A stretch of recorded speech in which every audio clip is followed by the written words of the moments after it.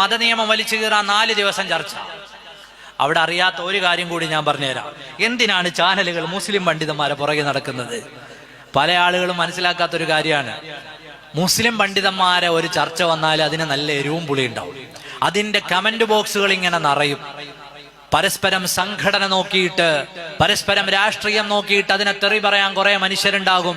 മുസ്ലിങ്ങളുടെ താടിയും തലപ്പാവും പേരും കണ്ടാൽ അവിടെ ചീത്ത വിളിക്കാൻ നമ്മുടെ രാജ്യത്തെ വർഗീയവാദികളും ഉണ്ടാവും. വേറൊരു ചർച്ച ഇട്ടാൽ അങ്ങനെ ഒരു വലിയ അനക്കുണ്ടാവില്ല.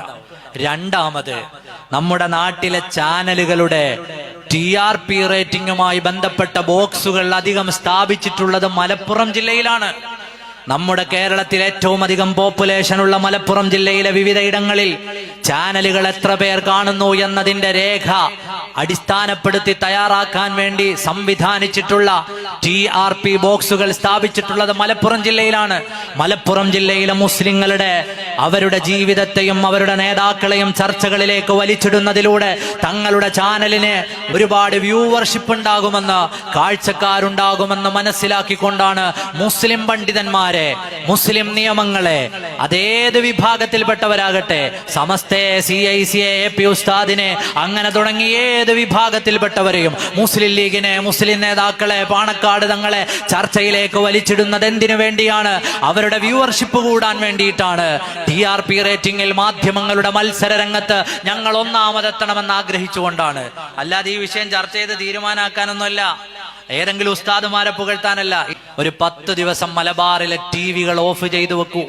ചാനലുകളുടെ പേജുകളിൽ നിന്ന് തന്നെ മുസ്ലിങ്ങളുമായി ബന്ധപ്പെട്ട അഭ്യന്തര ചർച്ചകൾ പോകും. വേറൊരു മതത്തിലെ അഭ്യന്തര ചർച്ച ഇവിടെ ആർക്കും ചർച്ച ചെയ്യണ്ട. മുസ്ലിങ്ങൾ അവരുടെ സ്ത്രീകളും അവരുടെ പുരുഷന്മാരുമായി ബന്ധപ്പെട്ട നിയമം പറഞ്ഞാൽ അപ്പോൾ ചർച്ചയുമായി വരുന്നു. മുസ്ലിങ്ങൾ അത് തിരിച്ചറിയണം. അവരുടെ ചാനലിൽ ആളെ കൂട്ടി കൊടുക്കുന്ന ജോലിയല്ല നമുക്കുള്ളത്. അവർക്ക് ചാനലിൽ ആളെ കൂട്ടണമെങ്കിൽ അവരാളെ കൂട്ടട്ടെ. അതിന് മുസ്ലിം സംഘടനകളുടെ, മുസ്ലിം സമുദായത്തിന്റെ സ്വസ്ഥത കെടുത്തി മുസ്ലിങ്ങൾ ആദരിക്കുന്ന നേതാക്കൾ ആരു തന്നെയാണെങ്കിലും അവരെ വലിച്ചു കീറാൻ ഒരു ചാനലിനും ഈ ഉമ്മത്ത് വിട്ടുകൊടുക്കരുത്. നാടിനാവശ്യമുള്ള എത്ര ചർച്ചയുണ്ട് ഇവിടെ. ലഹരിയുമായി ബന്ധപ്പെട്ട ചർച്ച ഒരു ഭാഗത്ത്, കുട്ടികളുടെ വിദ്യാഭ്യാസ ചർച്ച മറുഭാഗത്ത്. എത്രയോ പ്രയാസങ്ങൾ അനുഭവിക്കുന്നവരുണ്ട്. കാട്ടിൽ നിന്നിറങ്ങി വന്ന വന്യമൃഗങ്ങളെ കൊണ്ട് പ്രയാസപ്പെടുന്നവരൊരു ഭാഗത്ത്. ഇതൊന്നും ചർച്ച ചെയ്യാതെ മുസ്ലിം ഉമ്മത്തിന്റെ ആഭ്യന്തര പ്രശ്നങ്ങളെ ചർച്ച ചെയ്യുന്നതിന്റെ പിന്നിലുള്ള ഗൂഢമായ അജണ്ട ഇതാണ് എന്ന് തിരിച്ചറിയണം.